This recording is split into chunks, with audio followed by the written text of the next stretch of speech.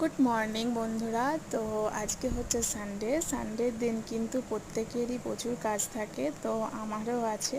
তো দেখুন, সকাল সকাল উঠে আমি একের পর এক সমস্ত কাজ আমি করে নিচ্ছিলাম। করে নেওয়ার পরই আসলে সকালটা না, যদি আমরা দেরি করি তাহলে কিন্তু সারা দিনটা আমাদের লেট কাটে, কিছুই কাজে মন লাগে না, ভালোভাবে হয় না। যদি সকাল সকাল ঘুম থেকে উঠে সমস্ত কিছু যদি করে নেওয়া যায় না, তাহলে অনেকটা ফ্রেশ লাগে, একটু বসতে উঠতেও টাইম পাওয়া যায়।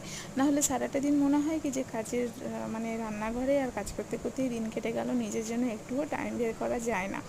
তো আমি কিন্তু সেটা একদমই পছন্দ করি না। আমি মনে করি যে না, নিজের জন্য কিছু টাইমটা বের করা উচিত। আর আমার তো এমনিতেই টাইম খুবই কম থাকে, যেহেতু রান্না থাকে, রান্নার পর হচ্ছে আমার সেলাইয়ের কাজ থাকে।